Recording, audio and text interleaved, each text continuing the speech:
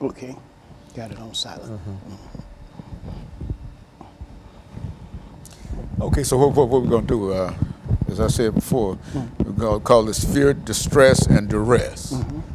Fear, distress, and duress. Yeah, and so you can carry that through, huh? I can carry it through on fear. Huh? On fear. Well, you know, I mean, all of that's connected. That's you know, right. And so you. What I want you to do is to. First of all, we're going to do that 6 minutes, background, That's education, right. experience, and we're going to do that. That's right. And then we're going to talk about, during that next 8 minutes, we should do some information in reference to fear. That will be the beginning of that. And you've got all those kind of personal experiences that you're going to talk about. Yes, I do. And you want to take off your microphone, too. Okay. You come here all laden down with all kinds of. You travel in transit, man. You have to protect yourself. And there was something else I wanted to mention. The in the area, Dr. Haney, of the fear and growing up on a diet of fear. I think about how my mother was suffering from malnutrition when she was pregnant with me. There are things that you can tell when. Is it my mic hot? Yeah. It is? Okay. Hey, Dr. Haney, he gonna take over for me. Okay. You already met Mark. Yeah, I met him this morning. Hey, Mark, how you doing? Nice to meet you. Fine, you too. Thank you. You just stand over there and you just show them the kids. Told him how pampered I am. Yeah. Okay. Appreciate you. Good. Okay. So Miss Brown is not coming today, huh? All right, Mark, man. Good night. I appreciate it. Good luck in the morning, Mark. So Miss Brown is not coming today, huh? No, not today. Okay. And so, are we ready now? Yeah, we should be good. Yeah. Okay. Well, I tell you, why don't you see if we can get seated here? Okay. And I think the chairs won't move by themselves now. Okay. They're not on wheels. Okay. Okay. And I'm going to swing up into mine, and we're going to get started. Is that right? Is that all right? Jason, you ready, sir? I'll be on that. He's probably talking to mask. Yeah, well, no problems. No problems. Just want to make sure that everybody's ready and whatever. And as soon as we get through with this show, we can get to the last show. And that's what I work toward. Every time I come, I work toward the last show. That's your goal. Every Is time. this the last one, Dr. Haney? No, this is not the last one. Okay. This is the one before the last one. Last fair, okay. Yeah. So this is. You know, Dr. Haney, I've lost about 20 pounds. I can tell. I can tell. Feel much better. And so, how you were able to get over some of the illnesses? Oh yeah, some of the hernia repair, the leg is healing up, and I have more evidence to show that I may be able to get my father's military fund that he never used in the hospital. He suffered from cholera and so stuff like that. Okay, good.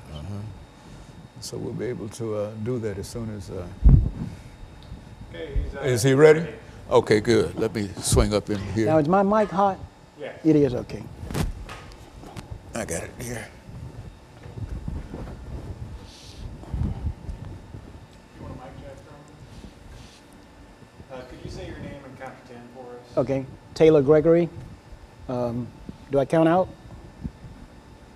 I'll keep going. Yeah, go on. 1, 2, 3. You know. Okay, 1, 2, 3, 4, 5, 6, 7, 8, 9, 10. Thank you. Okay. Now, what I'd like for you to do is to this is 30 minutes. Okay. First, we've got 6 minutes, and then we'll take that break. Yeah, I was in there. 8. Okay, good. And so you okay? Just make sure I'm aware of the time. You see, I think we've got it up here somewhere. Yeah. But oftentimes, what I need to do, I need some signals. You know, when we get to a minute or 2 minutes or et cetera, do that for me, okay? And as I often tell people, I'm the only person that can mess this up now. See, and that's why I could jump in front of you. no, that's about the only way you can mess it up. Yeah, we've got it. So we're going to call this fear, distress, and duress. Is that what you wanted? Was that the title that you would like? Yes, mainly, mainly the duress. You know, yeah, all of fear, that. Fear, distress, and duress. Okay, I like, and so that first 6 minutes will be background, education, experience. Yes. That's you. And then after that is done, then we're going to go into that second segment. Okay. After this 2-minute break, and then we'll do that 10-minute segment. And in the area of the distress, you have to help me out with that. I'm not sure. No, you know, just talk about what you want to talk about. Okay. You know, I don't want to be guiding you or whatever. Okay. I don't think you said that you wanted to talk about fear. Yes. And I thought we'd throw some other things in order to make it sound much more interesting. But if you talk about fear for 30 minutes, it's all right with me. But Okay. Just make sure that we're doing everything. We're getting a lot of good camera shots. Yes. Right? Okay.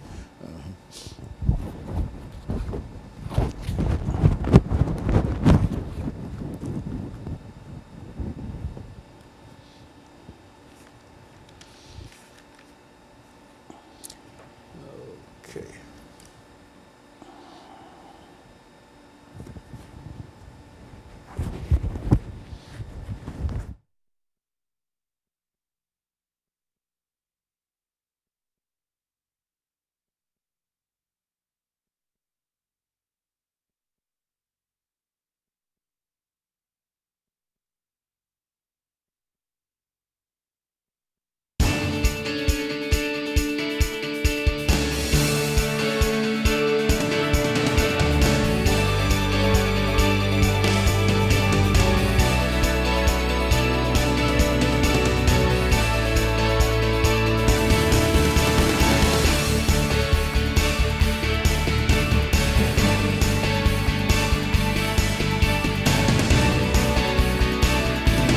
Taylor first. Thank you and welcome to the show this morning. The topic this morning is fear. And we have with us to talk about fear this morning, Gregory Taylor.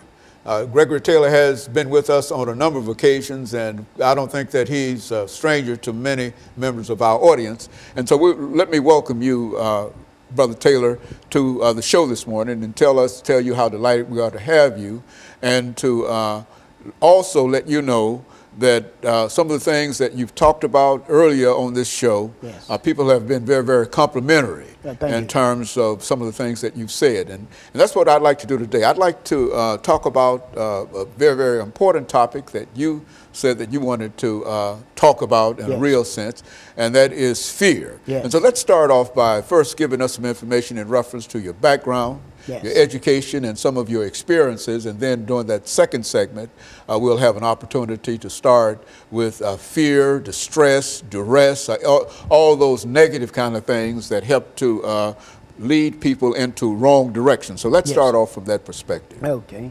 Well, I'm a native of Tuscaloosa, Alabama, and my name is Taylor Gregory. Last time I used Gregory Taylor, and that's a representation of a lot of the fears that I have grown up with.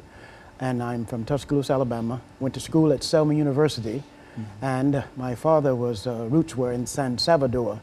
My mother was Choctaw and Blackfoot Indian.